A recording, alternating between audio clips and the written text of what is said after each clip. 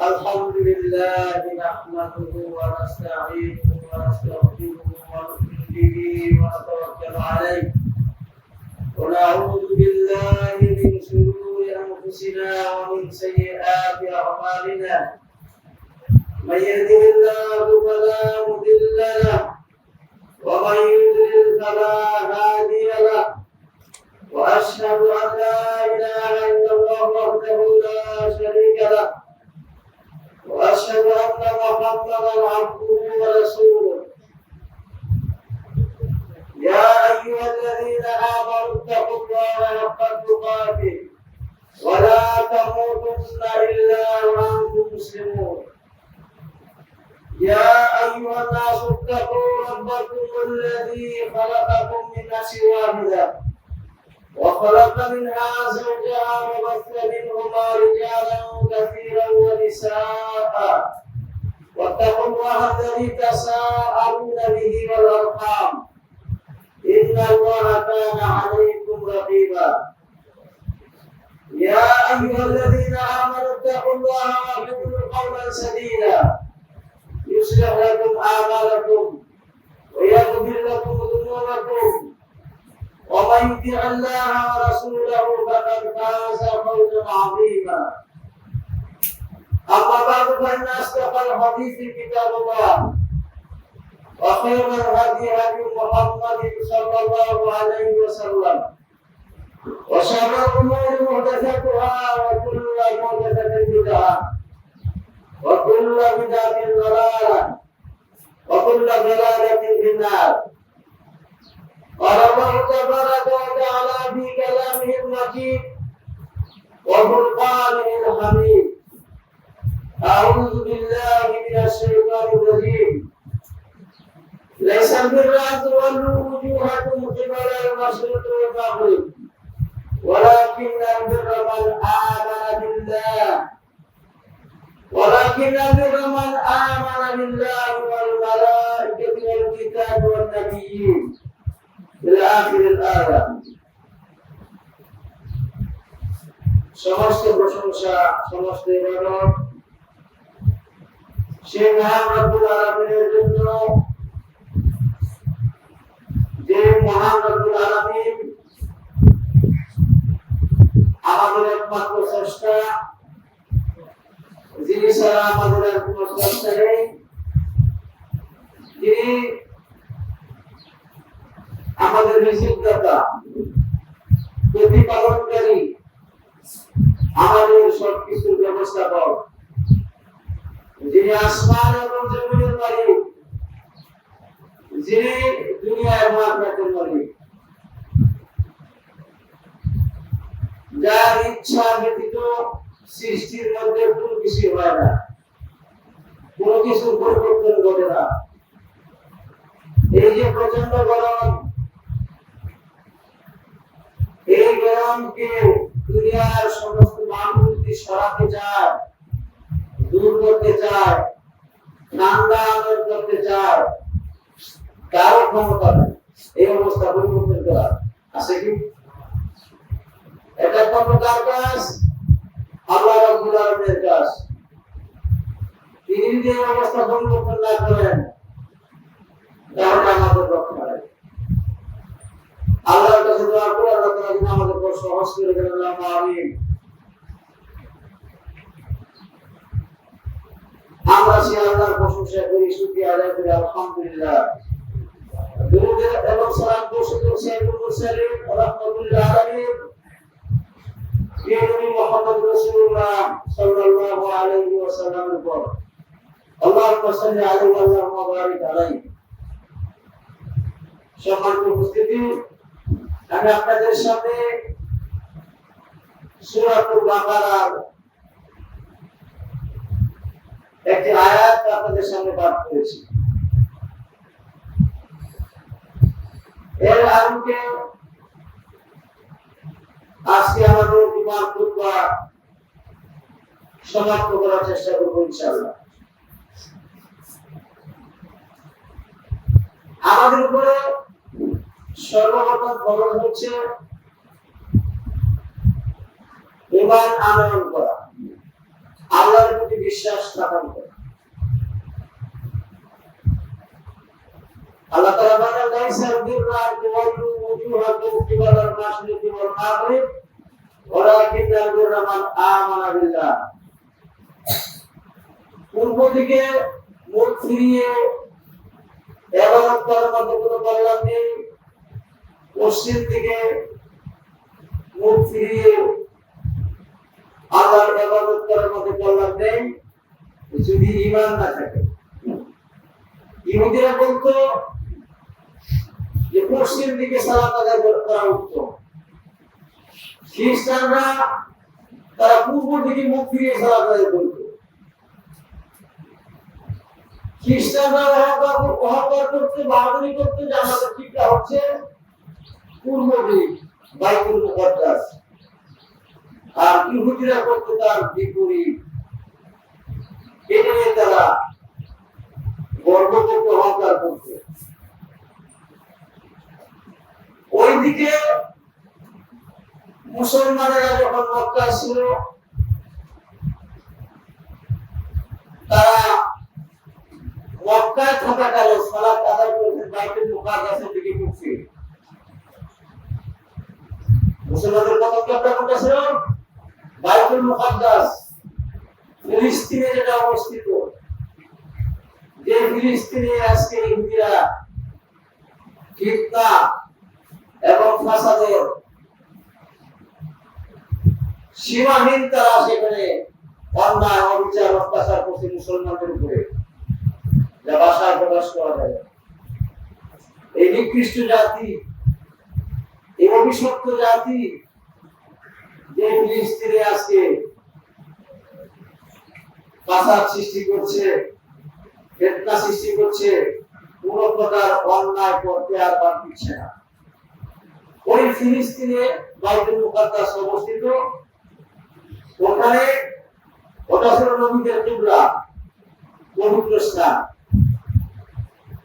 মুসলমানরা সেদিকে ফিরে সালাত আদায় করত হিজরতের আগে। অতঃপর যখন মদিনায় চলে আসলেন, মদিনাতে 16-17 মাস পর্যন্ত মুসলমানরা ওই বাইতুল মুকাদ্দাসের দিকে ফিরে সালাত আদায় করল। এর মধ্যে অনেকে মারাও গেল। 16-17 মাস পরে কিবলা পরিবর্তন হয়ে গেল কাবার দিকে।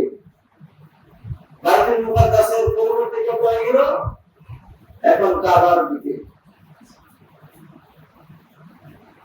মুসলমানরা এবার প্রশ্ন তুললো যে কাবা কেবল পরিবর্তন হয়ে গেছে, কিন্তু বাইতুল মুকাদ্দাসের দিকে মুখ ফিরিয়ে যারা সালাত আদায় করলো, ওই অবস্থায় মারা গেল, তাদের কি অবস্থা হলো? তারা কি জান্নাতে যাবে নাকি জাহান্নামে যাবে? এই প্রেক্ষাপটে এই আয়াত নাযিল হয়ে গেল। লাইসাল বিররা আন তুওয়াল্লু ওজুহাকুম কিবালাল মাশরিকি ওয়াল মাগরিব ওয়ালাকিন্নাল বিররা মান আমানা বিল্লাহ। পূর্ব দিকে মুখ ফিরিয়ে সালাত আদায় করার মধ্যে, পশ্চিম দিকে মুখ ফিরিয়ে সালাত আদায় করার মধ্যে কল্যাণ নাই, নেকি নাই। প্রকৃত নেকির কাজ কি? প্রকৃত সওয়াবের কাজ কি? যে ব্যক্তি ঈমান আনলো, ওয়ালাকিন্নাল বিররা মান আমানা বিল্লাহ, ঈমান যে ব্যক্তি আনলো সেই প্রকৃতপক্ষে সফলতা। এই আয়াত থেকে আমরা যেটা জানতে পারলাম যে সর্বপ্রথম ঈমান আনয়ন করতে হবে, আল্লাহর প্রতি বিশ্বাস স্থাপন করতে হবে, আখিরাতের প্রতি বিশ্বাস রাখতে হবে, এবং আরো যে সমস্ত বিষয়ে বিশ্বাস করা আবশ্যক, সেই জিনিসগুলোতে বিশ্বাস না করলে আমার করে কোনো লাভ হবে না। এখন বলতে পারেন সবাই তো ঈমান আনে, সবাই তো আল্লাহর বিশ্বাস করে, বিশ্বাস করে না? ইহুদিরা বিশ্বাস করে, খ্রিস্টানরাও বিশ্বাস করে। মুসলমানদের মধ্যে যত ফেরকা আছে, যত দল আছে, কেউ অস্বীকার করে, অস্বীকার করে না। সবাই আল্লাহকে বিশ্বাস করে, সবাই বলে যে আমরা আল্লাহর প্রতি বিশ্বাস করি। এই কথা কেউ অস্বীকার করে না। সবাই বলে যে আমরা বিশ্বাসী, ঈমানদার। আল্লাহ আছে এই বিশ্বাস করলেই চলবে? চলবে না। ঈমানটা আনতে হবে সঠিকভাবে, ঈমানটা খাঁটি হতে হবে, বিশুদ্ধ হতে হবে। শুধু আল্লাহ আছে এই বিশ্বাস যথেষ্ট নয়। এই বিশ্বাস তো সবাই করে, কেউ তো অস্বীকার করে না। যারা মাজার পূজা করে, কবর পূজা করে, তারা কি অস্বীকার করছে? তারা কি বলে যে আমরা আল্লাহর প্রতি বিশ্বাসী, আমরা আল্লাহর বান্দা। একটা হিন্দু মুশরিক লোককে যদি আপনি অত্যাচার করবেন, অত্যাচার জুলুম নির্যাতন করবেন, তখন সে বলে কি বিচার দিয়ে দিলাম উপরওয়ালার কাছে, বলে না মালিকের কাছে বিচার দিয়ে দিলাম। মানে সেও বিশ্বাস করে যে আল্লাহ আছে, মালিক আছে, স্রষ্টা আছে। সম্মানিত উপস্থিতি, শুধু বিশ্বাস যথেষ্ট নয়, বিশ্বাসটা হতে হবে সঠিক এবং কোরআন হাদিস সম্মত। ঈমানটা হতে হবে সাহাবীদের ঈমানের মতো, তাবিঈদের ঈমানের মতো, এবং সালাফে সালেহিনদের ইমানের মতো হতে হবে, খাঁটি হতে হবে, বিশুদ্ধ হতে হবে। বিভিন্ন বাতিল ফিরকা যেভাবে ইমান আনে সেইভাবে ইমান আনতে হবে। ইমানের মাসালায় আজকে অনেক বিভ্রান্তি হচ্ছে। অধিকাংশ মানুষের ইমান ঠিক নাই।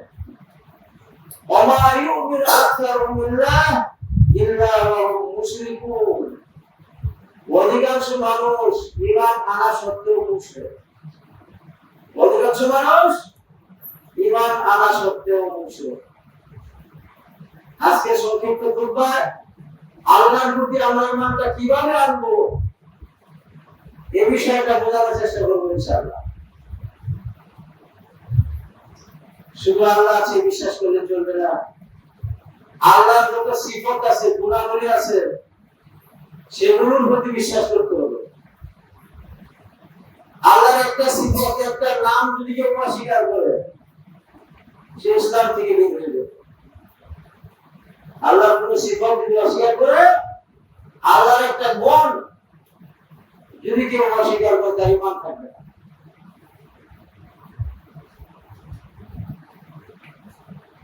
আমাদের দেশের অধিকাংশ মানুষ বিশ্বাস করে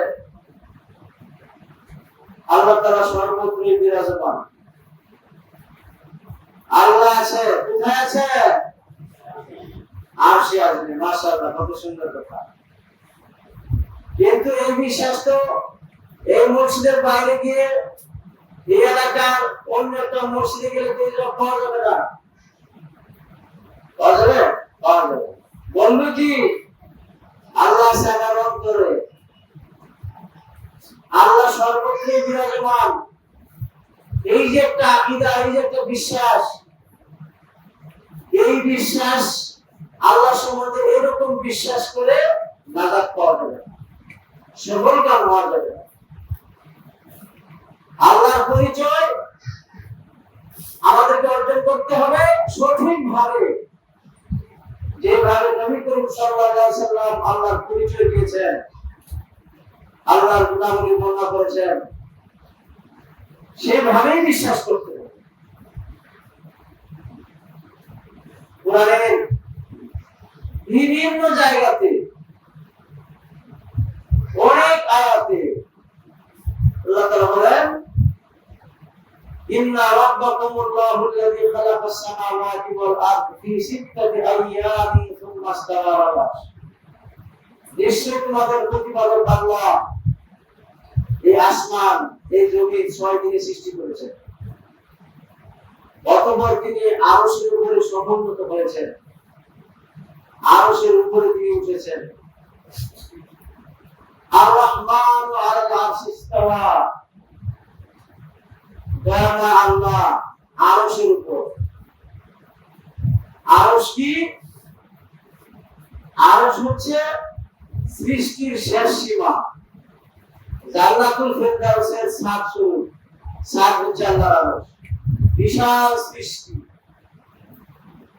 সেই আরশের উপরে আল্লাহ। এই ঈমান রাখা জরুরি। সাত আসমানের উপরে আল্লাহর আরশ, সে আল্লাহর আরশ হচ্ছে সেখানে। কিন্তু বর্তমানে এক শ্রেণীর মানুষ, অধিকাংশ মানুষ বিশ্বাস করে যে না, আল্লাহ আরশের উপরে না, আল্লাহ আসমানে না, আল্লাহ সর্বত্রই বিরাজমান, আল্লাহ মুমিনের অন্তরে। এই জাতীয় আকীদা পোষণ করে কোনো লাভ হবে না। এটাই আল্লাহ তাআলা বলেছেন, লাইসাল বিররা আন তুওয়াল্লু উজুহাকুম কিবালাল মাশরিক ওয়াল মাগরিব ওয়ালাকিন্নাল বিররা মান আমানা বিল্লাহ। শুধু সালাত আদায় করে লাভ হবে না, ইবাদত করে লাভ হবে না, যদি ঈমানটা সঠিক না থাকে। ঈমান সঠিক হতে হবে, বিশ্বাসটা নির্ভুল হতে হবে। এই বিশ্বাসের মধ্যে কোনো ভেজাল থাকলে চলবে না। আল্লাহ তাআলা যেভাবে তার নিজের পরিচয় দিয়েছেন, নবী মুহাম্মদ রাসূলুল্লাহ সাল্লাল্লাহু আলাইহি ওয়াসাল্লাম যেভাবে আল্লাহর পরিচয় দিয়েছেন, সেইভাবে আমাদেরকে বিশ্বাস করতে হবে। ডানে বামে গেলে চলবে না।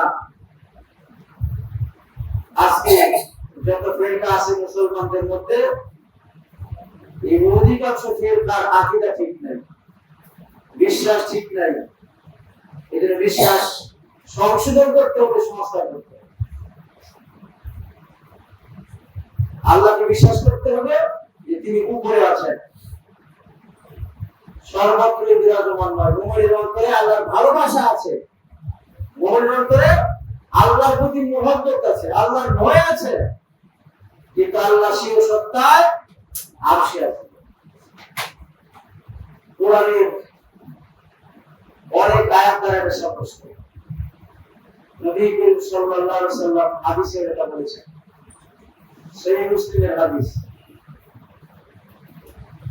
সহিহ মুসলিমে এসেছে, আল্লাহ রাসূলের একজন সাহাবী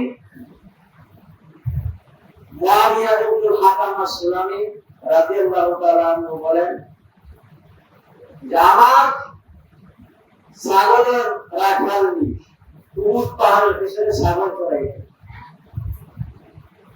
মুআবিয়া ইবনুল হাকাম আস-সুলামি বলতেছেন উট পাহাড়ের পিছনে আমার রাখালনি ছাগল চড়াই। একটা নেকড়ে এসে একটা ছাগল নিয়ে চলে গেল। আমি ছাগলগুলো গণনা করে দেখলাম একটা কম। তারপর জিজ্ঞাসা করলাম যে একটা কম কেন? রাখালনি মানে মহিলা রাখালনি, সে বলছে যে একটা তো নেকড়ে নিয়ে গেছে। এর কথা বলার সাথে সাথে আমি তাকে একটা চর মারলাম। রাগান্বিত হয়ে তার চেহারার মধ্যে একটা চর মারলাম।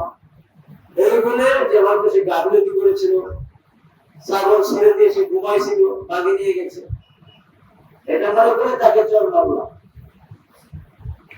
চর মারার পরে আমি অনুতপ্ত হলাম, হতে পারে রাখালনির কোনো ভুল নাই, তাই না? হতে পারে তার কোনো অপরাধী নাই। আমি নিজেকে অপরাধী মনে করে নবী করিম সাল্লাল্লাহু আলাইহি ওয়াসাল্লামের কাছে গেলাম, এই ঘটনা ব্যক্ত করলাম। এখন আমার করণীয় কি? নবী করিম সাল্লাল্লাহু আলাইহি ওয়াসাল্লাম বললেন যে তুমি এই রাখালনি, এই দাসী একে কি আযাদ করে দিতে চাও, মুক্ত করে দিতে চাও? তখন মুআবিয়া ইবনে হাকাম আস-সুলামি বললেন যে আমি একে মুক্ত করে দিই, কাফারা স্বরূপ। বুড়ো হয়ে গেছে, তাকে আযাদ করেছি, মেরেছি, এই বুড়ো কাফারা স্বরূপ তাকে আমি আযাদ করে দিতে চাই। তখন নবী করিম সাল্লাল্লাহু আলাইহি ওয়াসাল্লাম বললেন আমার কাছে নিয়ে আসো। কারণ দাস মুক্তি করার ক্ষেত্রে ঈমান থাকা চাই, ঈমানদার দাস দাস মুক্ত করার মধ্যে সব রয়েছে। রাসূলুল্লাহ সাল্লাল্লাহু আলাইহি ওয়াসাল্লাম বললেন নিয়ে আসো, দেখি সে ঈমানদার কিনা। দাসীকে নিয়ে আসলেন। নিয়ে আসার পরে নবী করিম সাল্লাল্লাহু আলাইহি ওয়াসাল্লাম জিজ্ঞাসা করলেন ঈমান পরীক্ষা করার জন্য আইন আল্লাহ, একটা প্রশ্ন করেছেন, আইন আল্লাহ, আল্লাহ কোথায়? তুমি যে আল্লাহর প্রতি ঈমান আরো বিশ্বাস করো, আল্লাহ কোথায়? দাসী বলল ফিস সামা, উপরের দিকে ইঙ্গিত করে বলল আল্লাহ উপরে। তখন নবী করিম সাল্লাল্লাহু আলাইহি ওয়াসাল্লাম বললেন আতিকহা ফাইনতাহা মুমিনা, এই দাসীকে আযাদ করে দাও, মুক্ত করে দাও। এই হচ্ছে ঈমানদার। সুতরাং মুমিন হওয়ার জন্য, ঈমানদার হওয়ার জন্য আল্লাহর প্রতি বিশ্বাস করা জরুরি। আল্লাহকে কোথায় বিশ্বাস করতে হবে? উপরে, আসমানের উপরে, আরশের উপরে। এই বিশ্বাস না করলে কারো ঈমান থাকবে না, ঈমান সঠিক হবে না। আর ঈমান যদি সঠিক না হয়, আমল করে লাভ হবে না। এজন্য ঈমানটা পরিষ্কার করতে হবে, সংশোধন করতে হবে। আল্লাহর রাসূল প্রশ্ন করলেন আইন আল্লাহ, আল্লাহ কোথায়? ঈমান যাচাই করার জন্য। দাসী যদি বলতো সবখানে আছে, তারপর আল্লাহ রাসূল কখনো বলতেন না যে এই মুমিন ঈমানদার। বুঝতে পারছেন? সুতরাং আমরা দোয়া করার সময় আমাদের মনটা কোন দিকে যায়? উপরের দিকে যায় নাকি সব দিকে যায়? মানটা উপরের দিকে যায় অটোমেটিকলি। তো এটা যে মানুষের বিশ্বাস তা না, সমস্ত সৃষ্টি বিশ্বাস করে, জীব জানোয়ার পোকা মাকড় এসব কিছু বিশ্বাস করে যে আল্লাহ করে।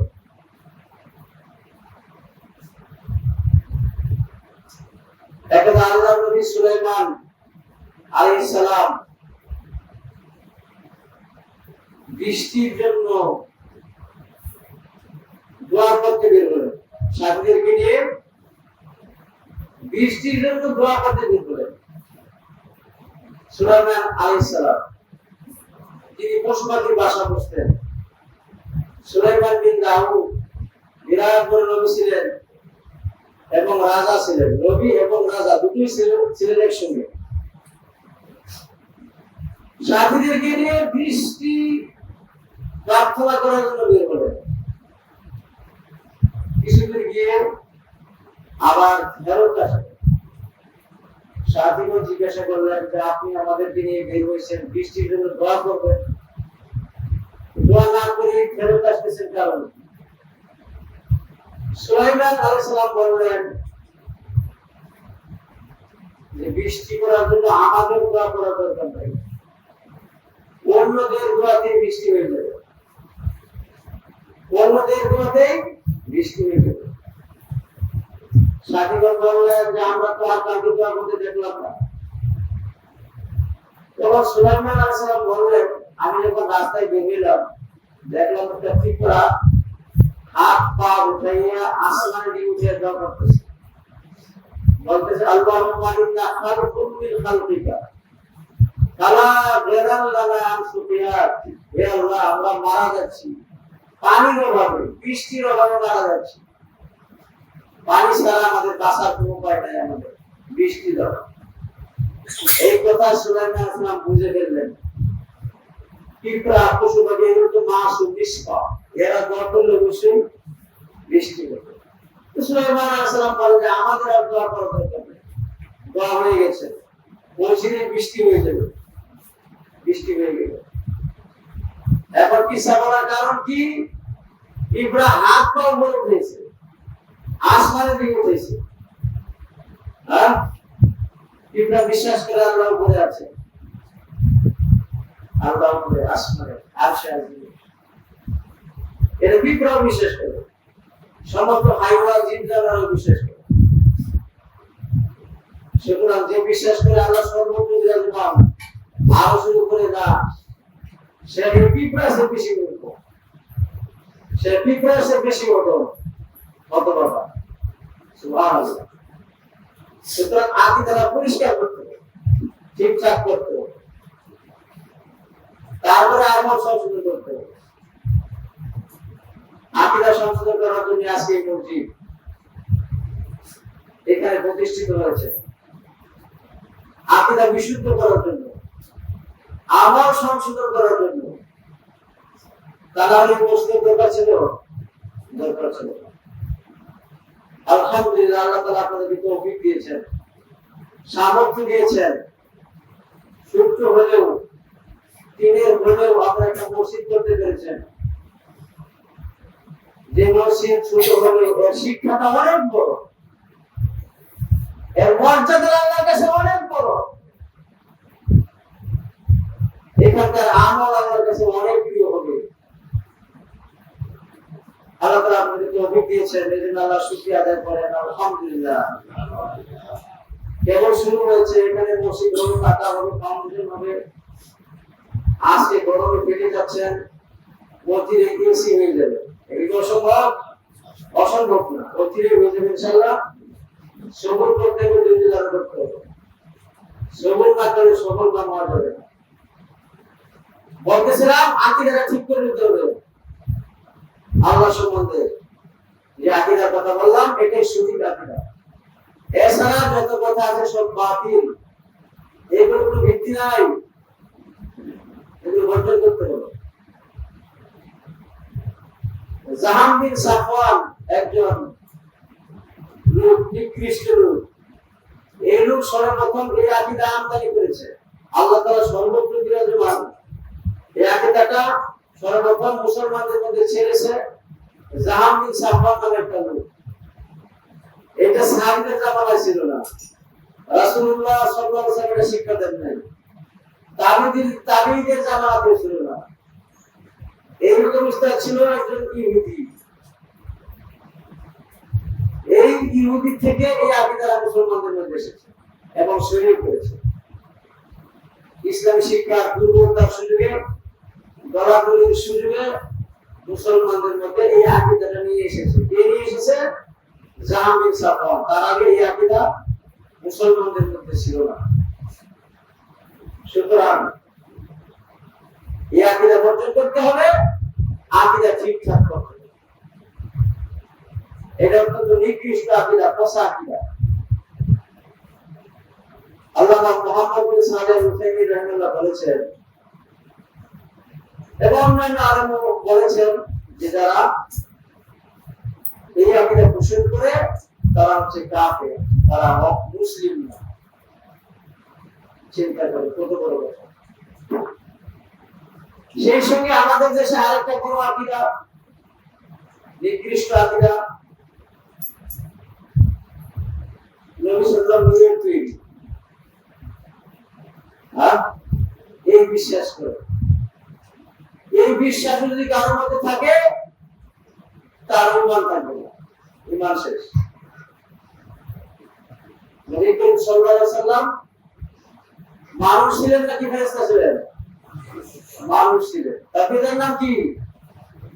পিতার নাম আব্দুল্লাহ। তার নাম কি? আমেনা। তারা মাটির তৈরি। মাটির তৈরি পিতা-মাতা থেকে এগুলো তৈরি হয় কিভাবে? এটা বারবার তৈরি। আল্লাহ তাআলা কোরআনে অনেক জায়গায় বলেছেন, ওয়ালাকাদ খালাকনাল ইনসানা মিন সুলালাতিন মিন তিন। আমি মানুষ সৃষ্টি করেছি মাটি থেকে। আল্লাহ তাআলা আদমকে সৃষ্টি করেছেন কোথা থেকে? মাটি থেকে। সমস্ত দুনিয়া থেকে এক মুষ্টি মাটি নিয়েছেন আল্লাহ তাআলা। সেই মাটি থেকে, সেই মাটি দিয়ে আদমকে বানিয়েছেন। নবী করিম সাল্লাল্লাহু আলাইহি ওয়াসাল্লাম বলেন, ফেরেশতাদেরকে সৃষ্টি করা হয়েছে নূর দিয়ে। ফেরেশতাদের সৃষ্টির উপাদান নূর। এই ফেরেশতাদের প্রতি ঈমান রাখা ঈমানের অন্যতম রূপ। ফেরেশতা আছে হাজার হাজার লক্ষ লক্ষ কোটি কোটি ফেরেশতা আমাদের চোখের আড়ালে। তারা গায়েবের অন্তর্ভুক্ত, আমরা দেখি না। তারা আমাদেরকে দেখতেছেন, আমাদের আমল দেখতেছেন, আমাদের কথা শুনতেছেন। ফেরেশতা, এই ফেরেশতা জগতের প্রতি বিশ্বাস রাখা জরুরি। এই সৃষ্টিটাকে আল্লাহ তাআলা নূর দিয়ে সৃষ্টি করেছেন। আরেকটা সৃষ্টি আছে জিন।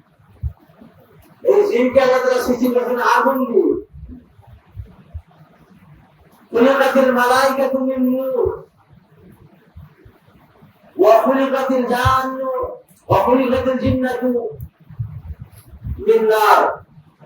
জিন সৃষ্টি করা হয়েছে আগুন থেকে। ওয়া খুলিকা আদামু মিম্মা উসিফা লাকুম। আর আগুনকে সৃষ্টি করা হয়েছে মাটি থেকে। সুস্পষ্ট কথা। কুল ইন্নামা আনা বাশারুম মিসলুকুম। আল্লাহ তাআলা তার নবীকে রক্ষা করে বলেন, নবী তুমি বলে দাও যে আমি তোমাদের মধ্যে মানুষ, বাশার। মুহাম্মদ সাল্লাল্লাহু আলাইহি ওয়াসাল্লাম তিনি মাবুদ নন, তিনি আল্লাহর বান্দা এবং রাসূল। কিন্তু অনেক মানুষ বিশ্বাস করে নবী নূরের তৈরি। এই 12 তারিখে রবিউল আউয়াল মাসে 12 তারিখ গেল, বিভিন্ন জায়গায় আমরা দেখেছি ঈদে মিলাদুন নবী। এখানে এই জাতীয় কথা বলা হয়েছে যে তিনি আল্লাহর নূর অথবা তিনি নূর, এই বিশ্বাস তারা পোষণ করে থাকে। কিছু জায়গা আছে আপনি যদি বলেন যে নূরের তৈরি, নাহলে মাটির তৈরি, আপনি মারবে, আপনাকে সুযোগ পেলে মেরে ফেলবে। এমন জায়গা আছে আমাদের দেশে যে মাটির তৈরি, এটা বলতে পারবেন না। কোথায় এই প্রশ্ন করলে বলবে কি এটা কোনো প্রশ্নই হলো কি? এটা কোনো প্রশ্ন হলো? এটা প্রশ্ন করা যাবে না, এটা বলে রাখবো। অথচ তারা বড় বড় মুহাদ্দিস মুফাসসির, বড় বড় মাদ্রাসা, আলিয়া মাদ্রাসা, কওমি মাদ্রাসা, প্রিন্সিপাল, মুহাদ্দিস মুফাসসির, তারা জানে না আল্লাহ কোথায়, আল্লাহর পরিচয় তারা জানে না, অস্পষ্ট ধারণা আল্লাহ সম্পর্কে। অথচ একটা ছাগলের রাখালই জানতে পারছে, আল্লাহর রাসূলের কাছ থেকে শিক্ষা নিয়ে একটা ছাগলের রাখালি সাধারণ শিক্ষিত মহিলা, সেও বিশ্বাস করেছে, সেও জানতে পেরেছে যে আল্লাহ তাআলা আরশে আছেন।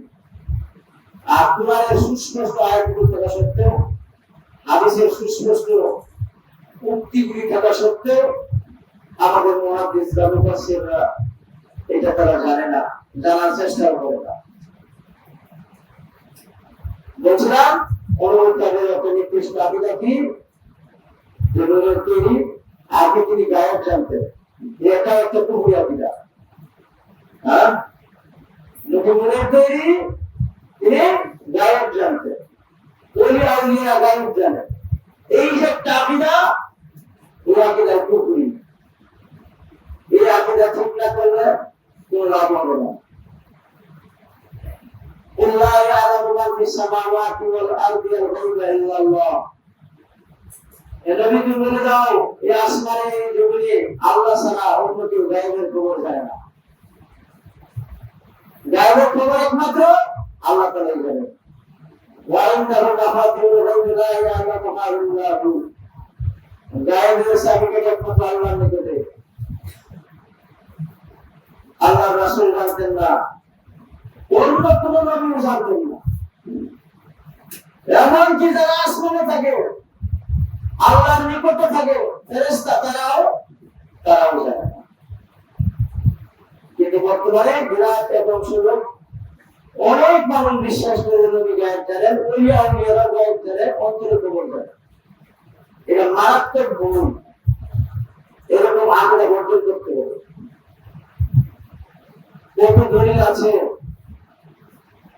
যে নবী করিম সাল্লাল্লাহু আলাইহি ওয়াসাল্লাম গায়েব জানতেন না। নবী করিম সাল্লাল্লাহু আলাইহি ওয়াসাল্লামকে মেরে ফেলার জন্য খয়বরের যুদ্ধে ইহুদি মহিলা দাওয়াত দিয়েছিল। ইহুদি মহিলা দাওয়াত দিয়ে নিয়ত ছিল হত্যা করে ফেলবে, মেরে ফেলবে। ছাগলের গোশতের মধ্যে বিষ মিশিয়ে দিয়েছে, বিষ, যাতে বিষকে তিনি মারা যায়। নবী করিম সাল্লাল্লাহু আলাইহি ওয়াসাল্লাম সেই গোশত মুখে দিয়েছেন। মুখে দেওয়ার সাথে সাথে এই গোশতের কথা বলেছে। ছাগল যে রানের গোশত, সেটা বলে দিয়েছে যে আমাকে খাবেন না, আমার সাথে বিষ মিশানো হয়েছে। এই যে ছাগলের গোশতের কাছে শরীর লাগিয়ে বসে আছে, ফেলে দিলেন। তিনি গায়েব জানলেন, আগে জেনে ফেলতেন না, আগে জেনে ফেলতেন। তিনি জানতে পারতেন, তিনি জানতে পারতেন। এরকম অনেক ঘটনা আছে। উহুদের যুদ্ধ নিয়ে তিনি ক্ষতিগ্রস্ত হলেন, দাঁত ভেঙে গেল। এই যে অবস্থা হবে, উহুদের মাঠে গেলে 70 সাহাবী মারা যাবে, মুসলমানরা পরাজিত হবে, এটা তিনি জানতেন, তাহলে তিনি যাইতেন। নবী করিম সাল্লাল্লাহু আলাইহি ওয়াসাল্লাম গায়েব জানতেন না। নবী করিম সাল্লাল্লাহু আলাইহি ওয়াসাল্লাম যদি না জানেন, তো অন্যদের জানা কোনো প্রশ্নই আসে না। এটা আল্লাহর বৈশিষ্ট্য, আল্লাহর সিফত, যেটা আল্লাহর খাস সিফত, খাস গুণাবলী। এটা কোন সৃষ্টির পক্ষে জানা সম্ভব। কিন্তু আমাদের এক শ্রেণীর মানুষ আছে, একটু বিপদে পড়লে বড়দের কাছে যায়, যে ভাগ্য বর্ণনা করতে পারে তার কাছে যায়। কোনো কিছু হারিয়ে গেলে কোথায় আছে, বিভিন্ন ভণ্ড আছে, এই ভণ্ডদের কাছে যায়, গিয়ে জিজ্ঞাসা করে। অথচ হাদিসে আছে, যে ব্যক্তি গণকের কাছে গেল, গণকের কাছে গিয়ে কোনো কিছু জিজ্ঞাসা করলো, এখন সেটা বিশ্বাস করবে। হ্যাঁ, তারপর কাফারা বিমা উনজিলা আলা মুহাম্মাদিন সাল্লাল্লাহু আলাইহি ওয়াসাল্লাম, সে কুরআনের প্রতি কুফরি করবে। যে ব্যক্তি কোনো গণকের কাছে যাবে, ইয়া কোনো জিজ্ঞাসা করবে, দেখেন তো আমার এই এত টাকা হারিয়ে গেছে, আমার গরু হারিয়ে গেছে, ছাগল হারিয়ে গেছে, কোথায় আছে একটু বের করে দিত, এই বিষয়ে এই প্রশ্ন করবে এবং ওই গণকের কথা ঠাকুরের কথা বিশ্বাস করবে, সেটা হয়ে যাবে। আপনি বিশ্বাস নাও করে শুধু জিজ্ঞাসা করবে, 40 দিন পর্যন্ত সালাত কবুল হবে না, 40 দিন পর্যন্ত নামাজ কবুল হবে না। কত বড় কথা! সুতরাং গায়েবের প্রমাণের মাত্র আল্লাহর কাছে, কোন মাখলুকের কাছে নেই। বৃষ্টিটা কখন হবে আল্লাহর বলতে না। কিয়ামত কখন হবে কে জানেন? আল্লাহ। কিন্তু বর্তমানে যে বক্তা পাওয়া যায়, তারা বলতেছে কিয়ামত হয়ে যাবে এত সালে, হ্যাঁ, ইমাম মাহদী এসে যাবে এত সালে। এই মিথ্যা বামাত্তা থেকে বিশ্বাস করবে না। এগুলো কখন ঘটবে আল্লাহ ছাড়া অন্য কেউ জানে না। সহিহ মুসলিমের হাদিস, একবার জিবরিল আলাইহিস সালাম এসে নবী করিম সাল্লাল্লাহু আলাইহি ওয়াসাল্লামকে একটা প্রশ্ন করেছেন। সহিহ মুসলিমের হাদিস, তুমি ইসলাম কাকে বলো, ঈমান কাকে বলো, ইহসান কাকে বলো, এরকম কয়েকটা প্রশ্ন করার পরে লাস্টে যে প্রশ্নটা করেছেন জিবরিল ফেরেশতা, জিবরিল ফেরেশতা এসেছিলেন, মানুষের আকার ধরে এসেছিলেন প্রশ্ন করার জন্য, এবং সেই প্রশ্নগুলো যাতে মুসলমানরা শিখতে পারে। বললেন যে আখবিরনি আনিস সাআহ, কিয়ামত কখন হবে আমাকে বলুন।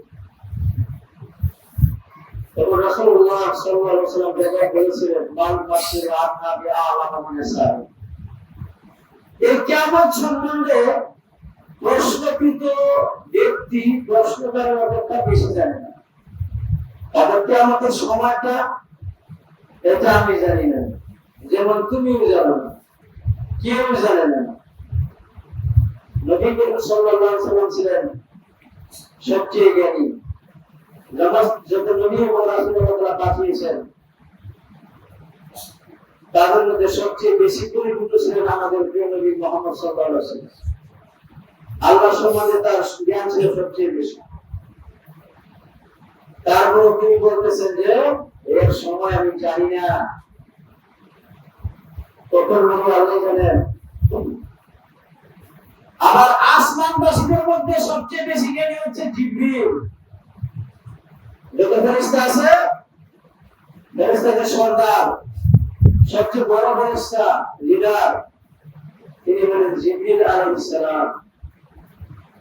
তিনিও জানেন না, কিন্তু কিছু ভণ্ড বক্তা আছে মাঠে, ইন্টারনেটে খুললেই এই বক্তব্য পাওয়া যায় ইউটিউবের মধ্যে, এত সালের মধ্যে কেমন হয়ে যাবে। সাবধান সাবধান, এই সমস্ত বক্তার কথা শুনবেন না। আপনারা নতুন মসজিদ করেছেন, আপনাদের মনটা সহিহ আকীদা জানার জন্য, সহিহ শিক্ষা করার জন্য একবারে একবারে পাগল। যে কোনো সহিহ কথা আপনাদের কাছে ভালো লাগবে, যে কোনো কথা এখন ভালো লাগবে আপনাদের কাছে। তো কৃষ্ণের বক্তা আছে, দু চারটা কথা বলতে করে নামের কথা, তাদের কিছু কিছু কথা করে নামের সাথে মিলতো, এটা দেখে কিন্তু দুটা ভালো না। অনেকে সোয়া কিতাব কবিতা, তারা বলে কি ইমাম মাহাদি আসতেছে এত সালে, কিয়ামত হয়ে যাবে এত সালে, এরকম ভবিষ্যৎবাণী তারা বলে থাকে। কোথা কিয়ামতের জ্ঞান একমাত্র আল্লাহ নিকটে, এইটা বিশ্বাস করাই যাবে না। যার কাছে শুনবে মনে রাখবে কোন রাস্তা বলবে। কিয়ামত কখন হবে? যে কোনো একটা জুমার দিনে কিয়ামত হবে। কিয়ামত কবে হবে? জুমার দিন। কোন জুমার দিন? কেউ জানে না। আজকে কি হতে পারে? আজকে জুমার দিন হতে পারে না, আজকে আর হবে না। কারণ রাসূলুল্লাহ সাল্লাল্লাহু আলাইহি ওয়াসাল্লাম বলেছেন যে জুমার দিন কিয়ামত হবে ফজরের সাথে সাথে, বেলালটার আগে শেষ হয়ে যাবে।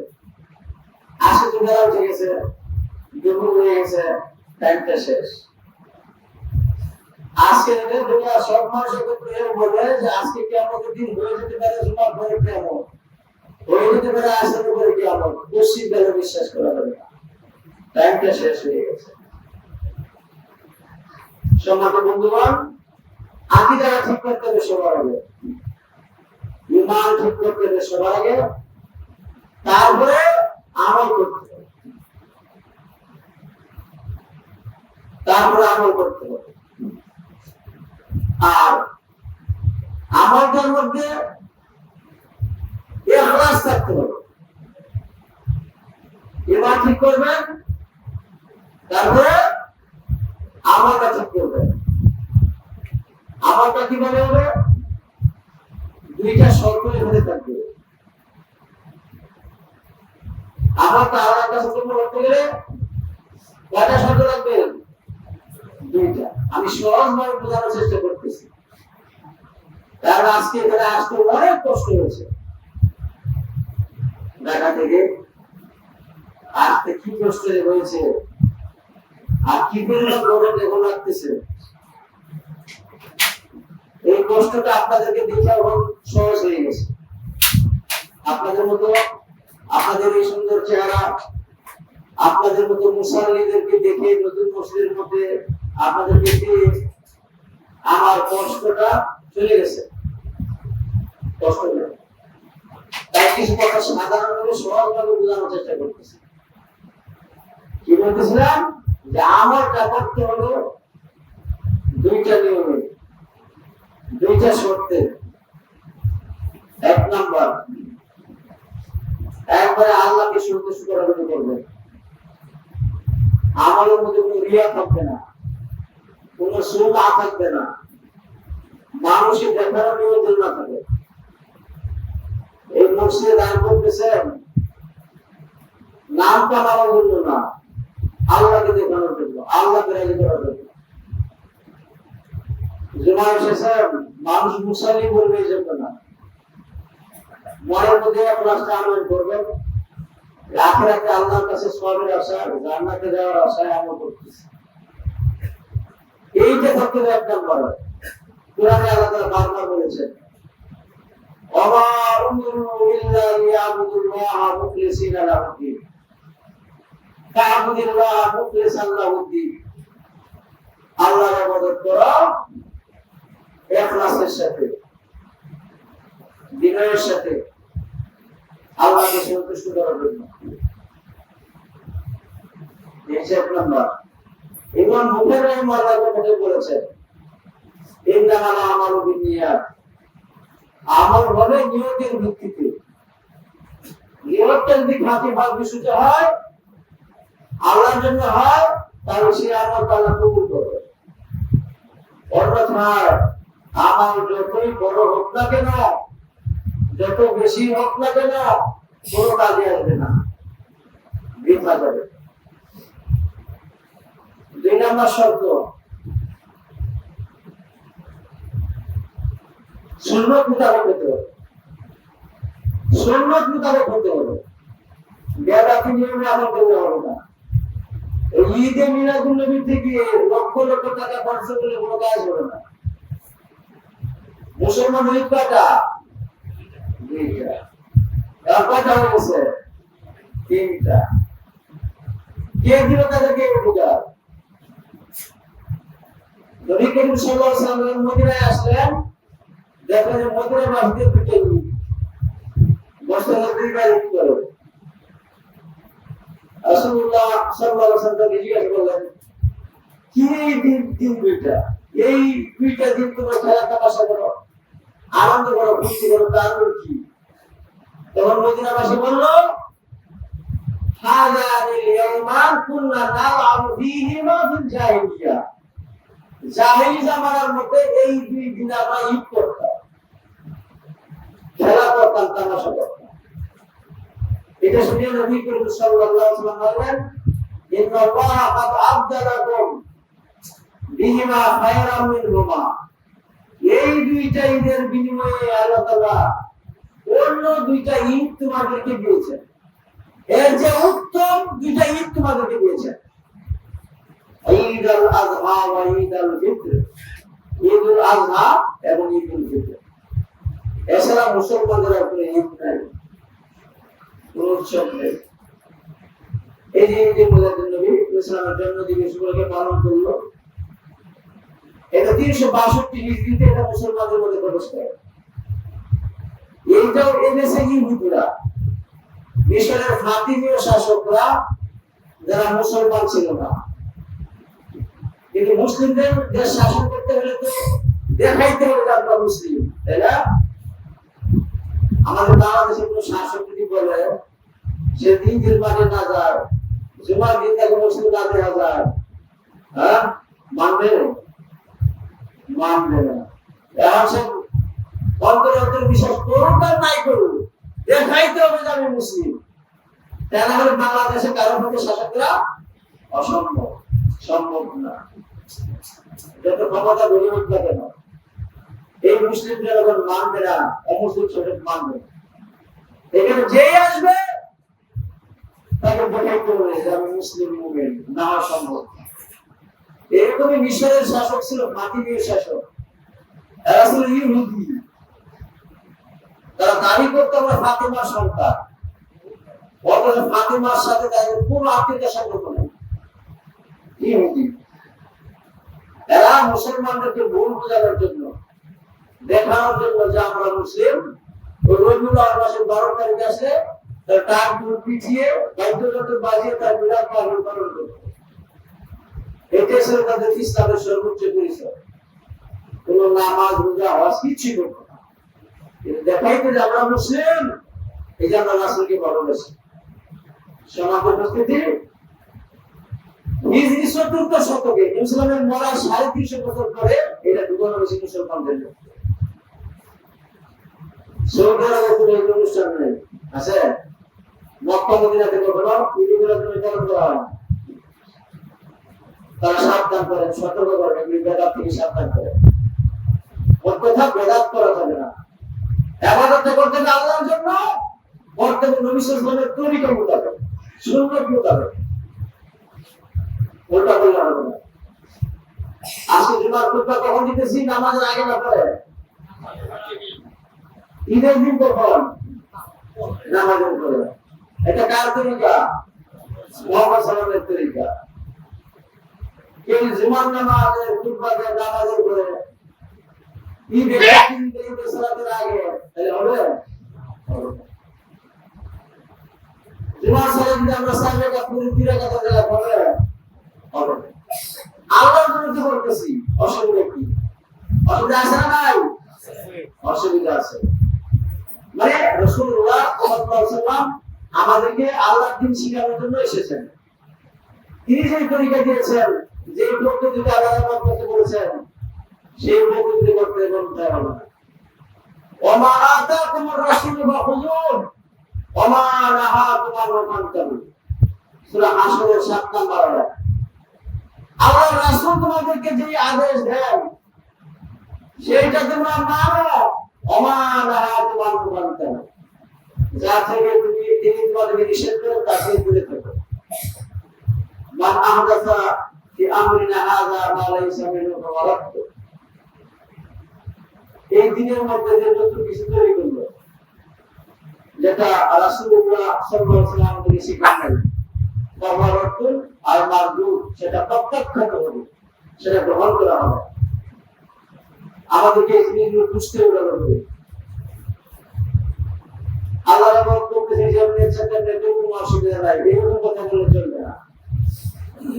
আমাদেরকে হতে হবে আল্লাহর জন্য, হতে হবে রাসূলুল্লাহ সাল্লাল্লাহু আলাইহি ওয়াসাল্লামের তরিকা মোতাবেক। সাল্লু কামা রাআইতুমুনি উসাল্লি। তোমরা আমাকে যেভাবে সালাত আদায় করতে দেখো, সেইভাবে সালাত আদায় করো। বুখারী শরীফের হাদিস। এই কথাই সবাই করে। যত মাদ্রাসা আছে সবাই বলে যে বুখারী হচ্ছে সবচেয়ে সেরা কিতাব, সবচেয়ে বিশুদ্ধ কিতাব। এটা তো মুখের মধ্যে, মানার ক্ষেত্রে নেই। এবং তারা গত কয়েকদিন আগে একটা আলোচনা শুনলাম, এই হাদিস নিয়ে তারা ঠাট্টা করতেছে। এই হাদিস নিয়ে তারা কি করে ঠাট্টা করতেছে। তো নবী সাল্লাল্লাহু আলাইহি ওয়াসাল্লাম বলেছেন, তোমরা আমাকে যেভাবে সালাত আদায় করতে দেখো সেইভাবে সালাত আদায় করো। কোথায় হাত ধরতে নবী দেখিয়েছেন, কিভাবে দাঁড়াইতে হবে শিখিয়েছেন, যাবতীয় কিছু জিনিস শিখিয়ে গেছেন। হাদিসে সেটা বর্ণিত রয়েছে। সুতরাং আমাদেরকে সেভাবে আদায় করতে হবে, এদিক সেদিক করলে চলবে না। কুল ইন কুনতুম তুহিব্বুনাল্লাহ ফাত্তাবিউনি ইউহিব্বুকুমুল্লাহ ওয়া ইয়াগফির লাকুম যুনুবাকুম ওয়াল্লাহু গফুরুর রাহিম। তোমরা কি আল্লাহর ভালোবাসা পেতে চাও? তুমি বলে দাও, তোমরা কি আল্লাহর ভালোবাসা পেতে চাও? আল্লাহর ভালোবাসা না পেলে তো আমরা সফল হতে পারবো না। আল্লাহর ভালোবাসা পেতে হলে রাসূলকে ভালোবাসতে হবে। আর রাসূলকে ভালোবাসার প্রমাণ হচ্ছে রাসূলের সুন্নতকে মানা। এছাড়া কোনো রাস্তা নাই। আল্লাহর ভালোবাসা পাওয়ার একমাত্র মাধ্যম হচ্ছে রাসূলকে ভালোবাসা। আর রাসূলকে ভালোবাসার প্রমাণ হচ্ছে তার সুন্নতকে মানা। তিনি যে তরিকা আল্লাহর পক্ষ থেকে নিয়ে এসেছেন, সেইটা যদি আপনি ভালো না বাসেন, সেইটা যদি না মানেন, তাহলে কোনো কাজ হবে না। আপনি যত দাবি করেন না কেন, যত মিলাদ মাহফিল আপনি করেন না কেন, যত টাকাই খরচ করেন না কেন, কোনো কাজ হবে না। যতক্ষণ না আপনি রাসূলুল্লাহ সাল্লাল্লাহু আলাইহি ওয়াসাল্লামের সুন্নতকে না মানবেন। আলাইকুম বিসুন্নতি ওয়া সুন্নাতুল খুলাফা আর-রাশিদিন আল-মাহদিয়িন মিন বা'দি। নবী করিম সাল্লাল্লাহু আলাইহি ওয়াসাল্লাম সাবধান করে গেছেন, বলে গেছেন, তোমরা আমার সুন্নতকে মানবে এবং আমার খলিফাদের সুন্নত মেনে চলবে আমার পরে। আর কি ওয়া ইয়াকুম ওয়া মুহদাসাতুল উমুর, তোমরা বেদাত থেকে নতুন নতুন তরিকা দিয়ে সাবধান থাকবে, দূরে থাকবে। নবী করিম সাল্লাল্লাহু আলাইহি ওয়াসাল্লাম থেকে জেনেছেন যে উম্মত অনেক দলে বিভক্ত হবে, অনেক মতে বিভক্ত হবে, 73 জায়গায় বিভক্ত হবে। কুল্লুন ফিন্নার, সবাই জাহান্নামে যাবে ইল্লা ফিরকাতান ওয়াহিদা, মাত্র একটা ফিরকা, মাত্র একটা ফিরকা ব্যতীত, একটা দল ব্যতীত। সাহাবীরা বললেন, সেটা তারা কারা? নবী সাল্লাল্লাহু আলাইহি ওয়াসাল্লাম বললেন যে মা আনা আলাইহি ওয়া আসহাবি, আমি যেই দ্বীনের উপর আছি, যে তরিকার মধ্যে আছি, আমার সাহাবীগণ যে তরিকার মধ্যে আছে, যে আকীদার মধ্যে আছে, তারা জান্নাতে যাবে। এখানে নবী করিম সাল্লাল্লাহু আলাইহি ওয়াসাল্লাম নাম ধরে বলেন নাই, জাহালাবিসরা যাবে, সালাফিরা যাবে, হানাফিরা যাবে, হয় জামাতিরা যাবে, এইভাবে বলেন নাই, বাংলাদেশের লোকেরা যাবে, এটা বলেন নাই, সৌদি আরবের লোকেরা যাবে, এটা বলেন নাই। কি বলছে?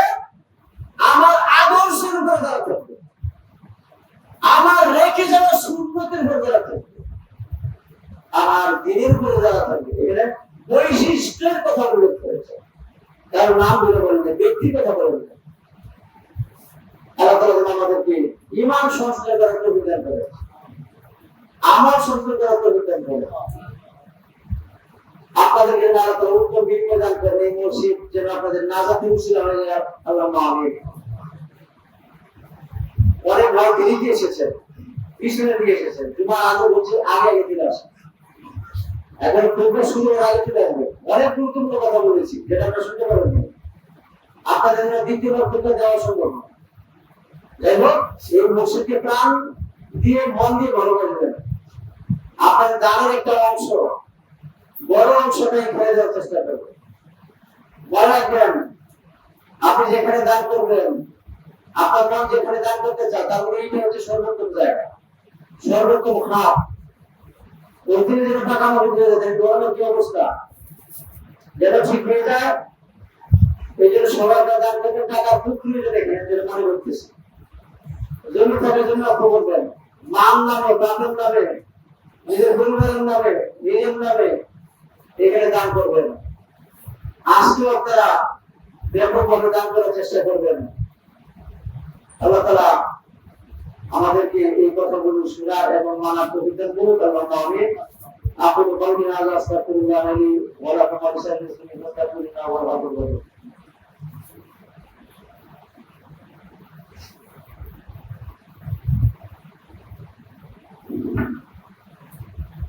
الحمد لله نحمده ونستعينه ونستغفره ونؤمن به ونتوكل عليه